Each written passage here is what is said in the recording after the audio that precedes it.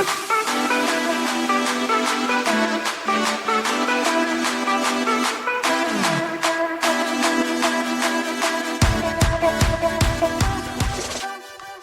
welcome to Sportscast Podcast. This week, as usual, we'll be rounding up all the action from the football, looking at Luke Littler's first PDC World Championship title, touching on the snooker, McLaren F1, the Africa Cup of Nations, and then a really weird decision a Welsh rugby player has taken. Join us next.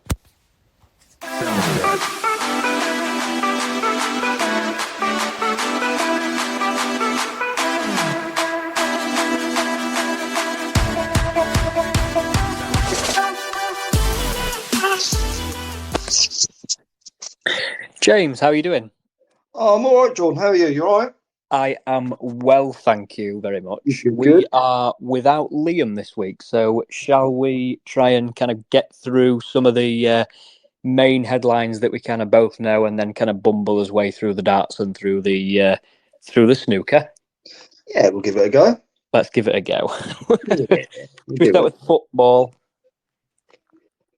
Football, yeah, it's been a good weekend this week. I mean, we're now come to the end of the mini winter break that the Premier League is trying to adopt by, having only 10 teams play one weekend and 10 playing the other. It gives them a couple of weeks off. But this weekend has been a bit of a goal fest, really. I mean, there was only 2 games yesterday, and there was 10 goals scored yesterday, with Arsenal convincingly beating Crystal Palace 5-0.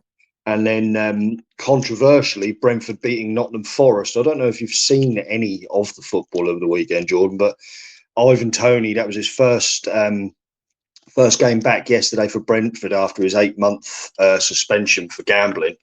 And Brentford were rewarded a free kick a couple of yards out of the 18-yard box. And have you seen it when the referees spray that foam on the grass? Yeah. He moved the ball just to the right, didn't he, or something like that? He moved it, yeah. He kind of scooped up the foam, replaced the foam slightly to the right, put the ball down, curled it in around the wall into the bottom corner. Brentford win 3-2. So yeah. I think Forest have put in a thing to the Premier League, to the FA about that, and seeing how that goes. But yeah, and you know that the guy had $100,000 on him to score a free kick as well. Yeah, probably. It was a good game. I caught the Arsenal game. Arsenal were pretty convincing yesterday, but obviously against Palace, who are 15th in the league. Yeah, to be fair, I did watch it, and it was convincing. I know it was against Palace, but Arsenal just didn't seem like they even come out of second gear at any point. I think if they had gone full throttle, they could have probably had 7 or 8, to be fair. But they were very good. I mean, Martinelli's 2 goals within 2 minutes of one another were very good goals, and Trossard's goal as well that he got was great counter attack started back with the goalkeeper with Raya, and he's just threw it to the halfway line, and Trossard's just gone through. So it was nice to see Arsenal back on winning ways convincingly as well. But today, I was disappointed to see Roy Hodgson, obviously manager Crystal Palace. At the end, it was kind of like a really cinematic panning shot. And it panned from a really sad-looking Roy Hodgson. He always looks sad. He's like a bulldog, I suppose. Yeah. But then it panned round to see the crowd in the home end, and it was they were holding up a sign or something saying, poor management decisions and weak decisions or something are costing us whatever. On the field and pull her off or something, wasn't it? Yeah, Palace aren't exactly challenging for the Champions League final, but like you've got to feel for the players and for the management staff when the fans are waving their kind of flags about. Yeah. I mean, Roy Hodgson, he's been around the block now, isn't he? I mean, I didn't realise he's 76. I know. You'd retire with your millions and live on a beach. You'd just call it a day now, wouldn't you? I mean, he's done well over the years. He ain't going to be hard up, is he? He's going to have a couple of quid in the bank. Just call it now. I mean, it's a shame because he's had a stellar managerial career, but that is the way football goes. Yeah, he's like the Joe Biden of the football world. Yeah. Just needed stumbling around on the touchline now, don't you? Yeah. Did you have something today to do with today's games? Sorry. I watched a little bit of the Sheffield United West Ham game, but I popped down the high street and just stumbled into the pub for half an hour and watched a little bit of that. That ended in a good draw for Sheffield United, 2-2. All right, they were at home, but West Ham they're not a crap club by any means, but they done well there. But Liverpool absolutely smashed Bournemouth away at Bournemouth 4-0. 4-0. It was 1-0. Sorry, 1-0 when I was. Yeah, it ended 4-0 in the end. I mean, there was a couple of late goals. Jota got two. I think in the final 20 minutes. So it's 4-0. It just puts Liverpool back up there challenging because City aren't playing now till next week. I think there's one more Premier League game tomorrow, Brighton and Wolves. So that'll be quite an interesting game, really. Yeah. I see Leeds got a nice win as well. So yeah, I was going to mention that 90-something minute or something like that as well. Yeah, that was a nice little win. So I know there was a couple of notable things from me. Is first one being Birmingham 2, Stoke 1. And Birmingham now winning the last two games. One of them obviously was a FA Cup game against Hull, or a second round game against Hull. But this one, obviously, a really crucial 3 points for Birmingham under new management. Well, yeah, I mean, everyone thought it was strange when Wayne Rooney took over because I don't know about you, but I never really saw Wayne Rooney being in that managerial position. No. He's not done very well wherever he's got, even in the MLS with the Washington DC. He wasn't overly great there. So I think he needs to maybe reevaluate what he wants to do with his now he's retired from playing. Yeah. There was quite a lot of games yesterday called off as well, weren't there, for frozen pitch? Yeah, a lot of postponements, League One and League Two, due to frozen pitches, but also this afternoon due to the wind and safety of fans. Which is a shame because they're going to have to get wedged in in the last kind of 3 months of the packed 3 months. But it is. Interestingly, Wrexham lost 1-0 against Newport County after going down to 10 men after just 18 minutes. They are second in the league. I think they will still secure promotion, but it's going to be the longer route of. Is it two that go up actually? In three automatically in one playoff. Yeah. I think they won't have to take the difficult route of playoffs and things like that. But I think they'll go up automatically. Yeah, I think so. I think they will. But yeah, lost for Wrexham. But interestingly, 18 minutes in, they had a player sent off, so against it, but still only lost 1-0. So pretty decent game. Notts County, I think it was.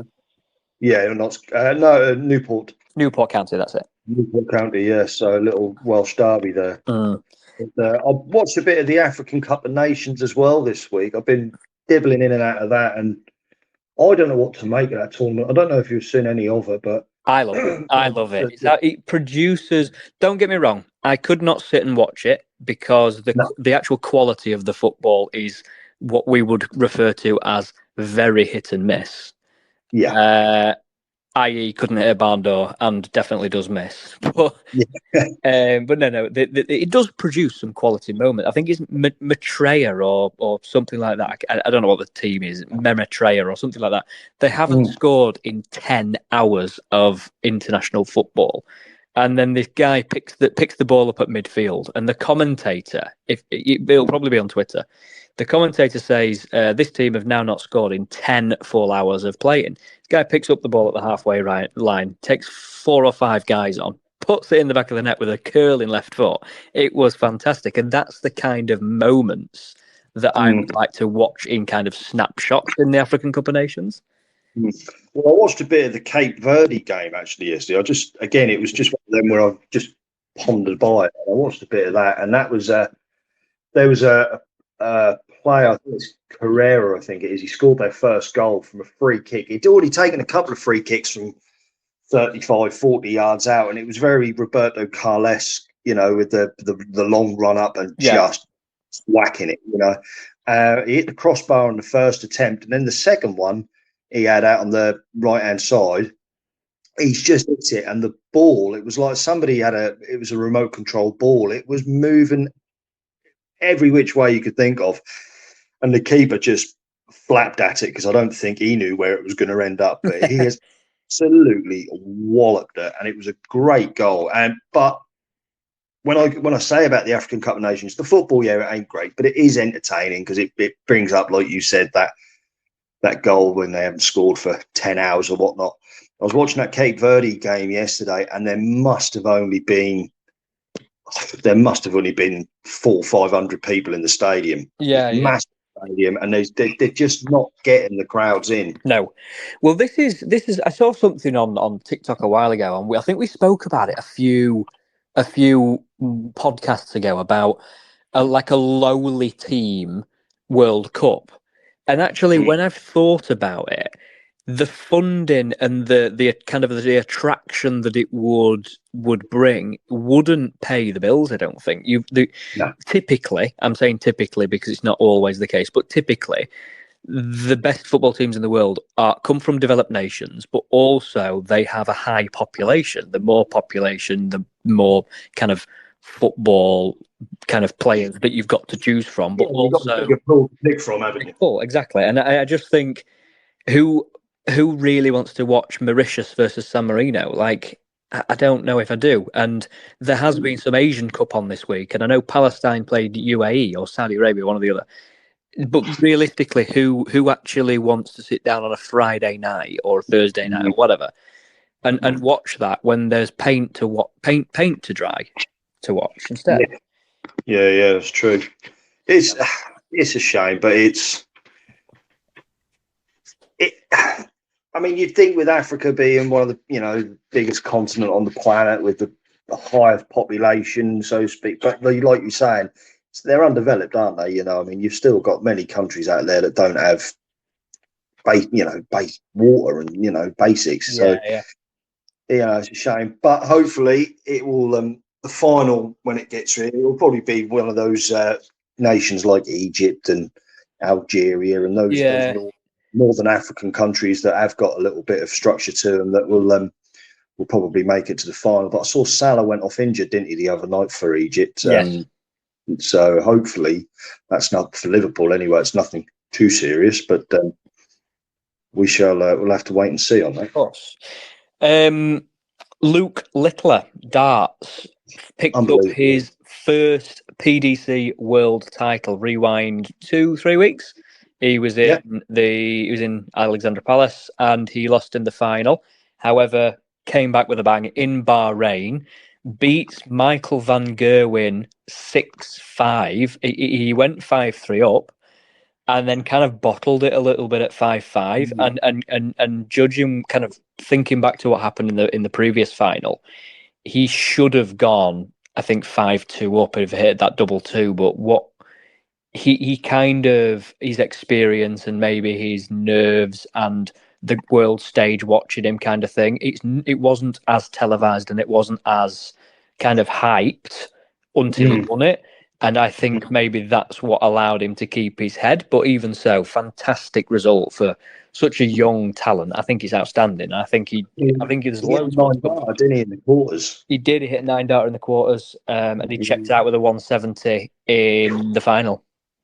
Wow. Yeah. Wow. I mean, hopefully, I mean, we're all guilty of it in this country. When we get a young prodigy, we put so much pressure on them, don't we? Well, I mean, maybe not the case with it being, all due respect, it being darts, which isn't it's not the populous game in this country, but hopefully he has the right people around him. He keeps his head on straight. He just goes now, and you never know. Phil Taylor's record could be broken for world championships and this, that, and the other. So I think he's great. I think it's a breath of fresh air, really, isn't it? When darts was, for years been dominated by Phil Taylor, then Barneveld, then Van Gerwen and Price, and it's nice to see someone new come through and absolutely dominate. And things like this as well. Things like this bring sports to the forefront, to the forefold, and bring people that wouldn't necessarily normally take an interest in darts,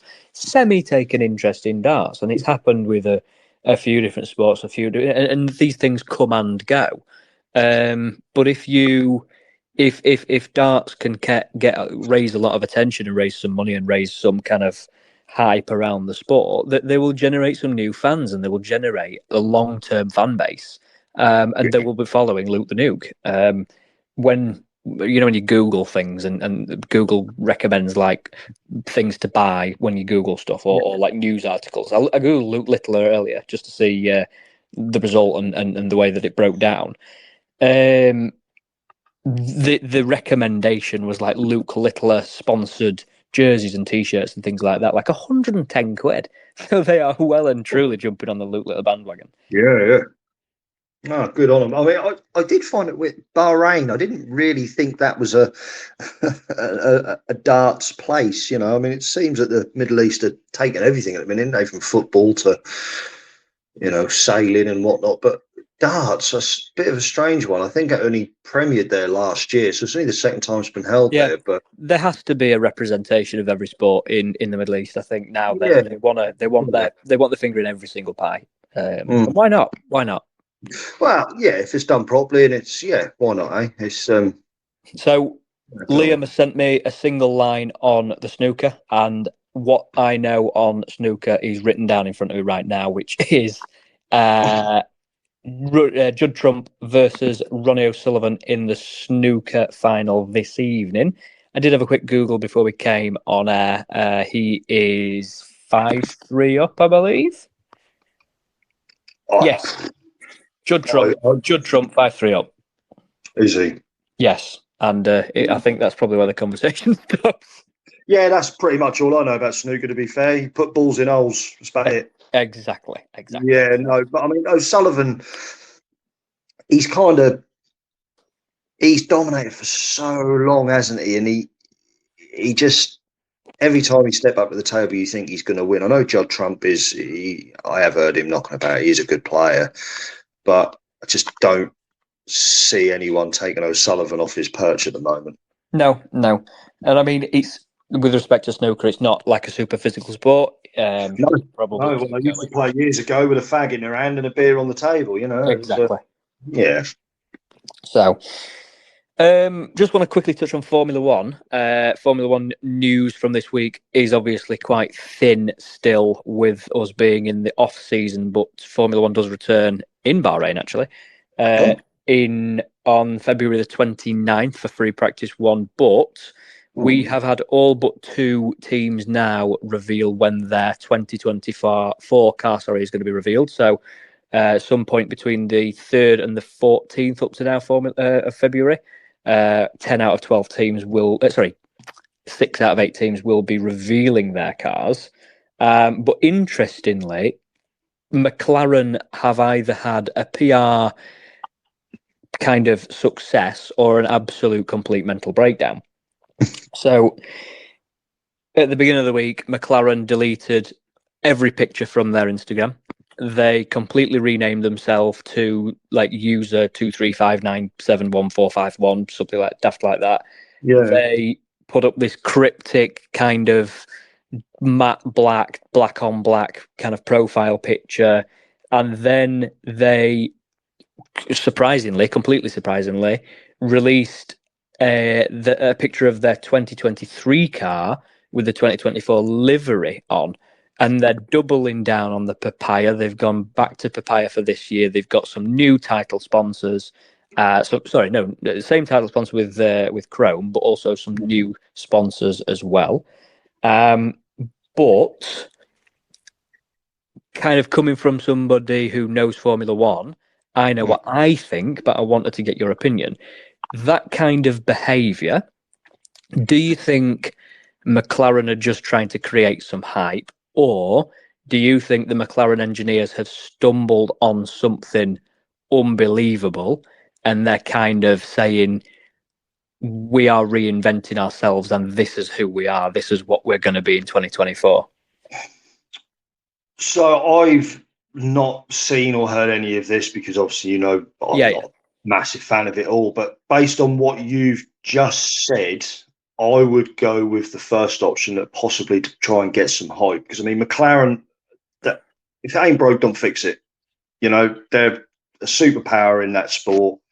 They're amazing. They've got no one's beating them. But for them to all of a sudden take that down, it's people's, well, yours did, you know, your ears prick up and go, oh, hang on, what's going on here? You know, you trying to entice people in. Yeah, I don't really. I think it's all a bit of a show. But I don't know. I think they've got. It's something. A tough one, really. It's one of the. I mean, have they suddenly stumbled across a special nut and bolt that makes them go 10 mile an hour quicker? I don't know. One of the slogan or something like there was something along the lines of like you've got to we've completely reinvented ourselves or something like that. It just makes me think that. So McLaren finished fourth last season behind just behind Ferrari. And I do believe way in front of Aston, because Aston shit it towards the back end of the season, whereas McLaren did the opposite. They were crap at the beginning of the season, but then brought themselves back to the fold. I think McLaren, it's Oscar's second season. He's not a rookie anymore.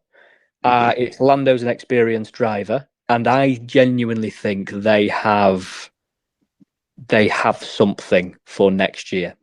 I might be completely wrong. They might just be doing it for the hype. How could they reinvent themselves, though? From your point of view, how could they reinvent themselves? What could they do to make themselves better? I don't know. There isn't a huge amount of change in the technical regulations between 2023 and 2024. There's new rules about side pods and things like that eliminate some of the.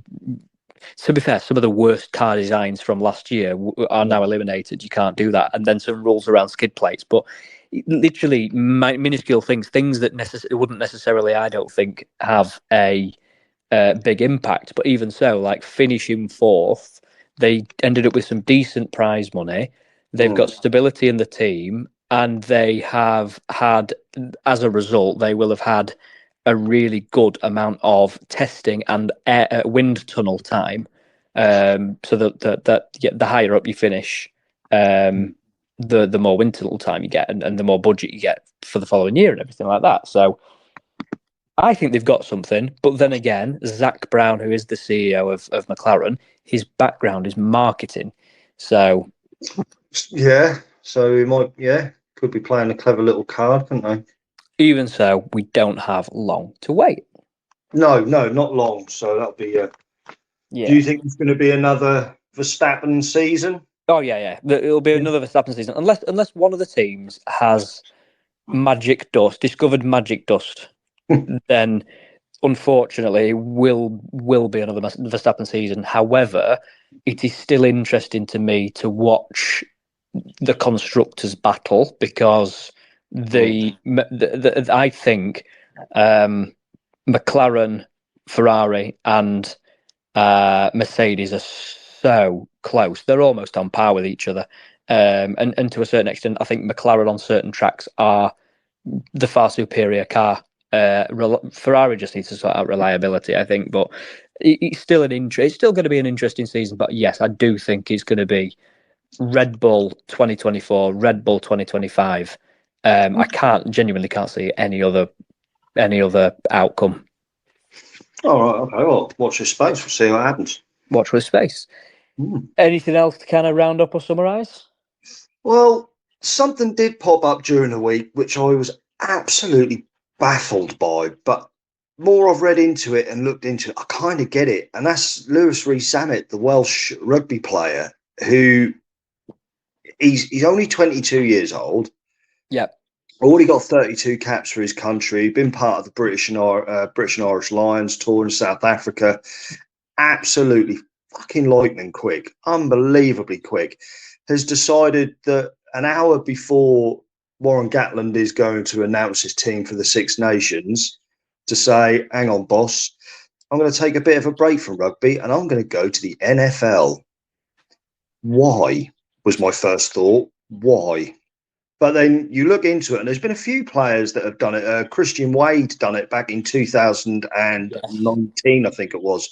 And the NFL have this IPP, an International Player Pathway. And what it looks to me that Reece Zammit is doing. He's not going to the NFL to all of a sudden play for the Green Bay Packers or anything. You kind of have that top level, which are your NFL first teams.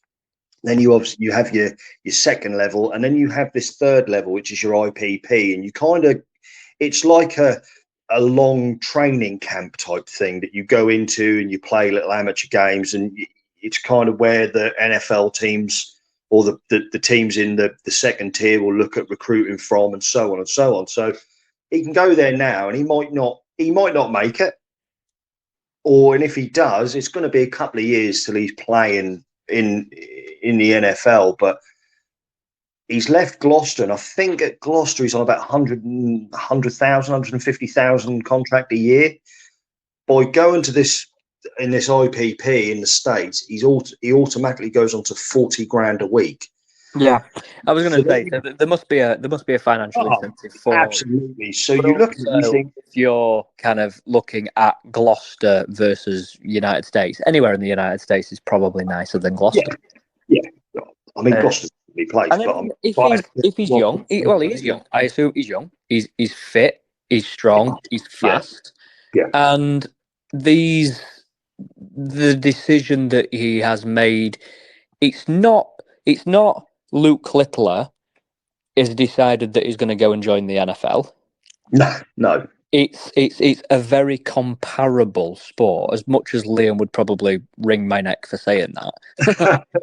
No, well, it is a very comparable sport. I mean, a few players have done it over the years where they've transitioned from league to union. I think it was that Sam Burgess done it a few years ago. He was at the South Sydney Rabbitohs, and then he wanted to change over to union. He had a couple of caps for the England Union, realised, oh, hang on, there's a bit of a difference between league and union, which there is a big difference between league and union, but as there is between rugby union and American football. But with the American football side of things, they have positions specifically for people that are fucking lightning quick, and he is one of them. Yeah. So I mean, if he can, I get why, like I said, when I first heard it, I thought, why? But the more you look into it, you think, you know what, you're young. If you go out there for 4 or 5 years, earn money, if you've got a young family or you're looking at starting a family, you can financially secure yourself. Go out there. When you come back, you're still only 26, 27. You've still got a good 6, 7 years playing in the Welsh national team, which he will go back into the Welsh national team because he's good. So good on him, and good luck to the fella. I'm pissed off he's not playing in this year's Six Nations, and it looks like we might lose George North as well through an injury. That's still up in the air, but I'm annoyed he's not playing in that. But you have to make those decisions, and he's made that, and good luck to the fella. Really good luck to him, Yeah. Speaking of money moves, you see Jordan Henderson. He's come back, hasn't he, from Saudi Arabia? Oh, has he? No, I had not seen this. Yeah, he's Jordan Henderson. When did he go over there? September time or whatever? Not even that long ago, yeah. £700,000 or whatever it was. He's chinned in Saudi Arabia, and he's come back to Europe, and he is now signed for Ajax. What on earth is going on? Well, he had to pay buyout of his contract. And he's come back to Ajax. I mean, a lot of people thought he was going to come back to the Premier League. I mean, he's 37 now, I think. I mean, he could play in the Premier League, not at the Liverpool level, but I think he's gone out there. Yeah, he gives all these excuses, all these reasons why, but, money would have played a factor in it. But when you're playing games in front of 600-700 people, I think he's realised, actually, this is shit. Yeah. And maybe the culture out there and the way of life out there doesn't suit him either, which, because it's a massive change for us people out here in the West that, pop down the pub, have a few pints, shout and swear and whatnot. It's a bit different out there. So, yeah, to come back and play in a Eredivisie for Ajax is a strange one, really. But it's a strange option, yeah. Like, you just thought, like, I don't even know, I mean, probably not Everton, but I don't know, like a midfield team, something like that. He would have slid right into Brighton or Wolves, or coming in at Villa, or even if you went down and played for Norwich or someone. You'd think that would, but yeah, Ajax, strange one, very strange one. Yeah, strange. We will wait and see what happens with that. See whether he stays or see whether he retires from football. 37 is an age. Players do play into the 40s, but not very often. I think probably Ajax will be where he. Even so, like Ajax will probably not be where he calls home for a very long, for the long period of time. He'll probably come back to the UK. But he's weird move. But let's see what happens. Yeah, absolutely. Nice one. Enjoyed the conversation this week. Take care. Yeah, will do. Look after yourself. See you soon. Bye-bye. Bye-bye.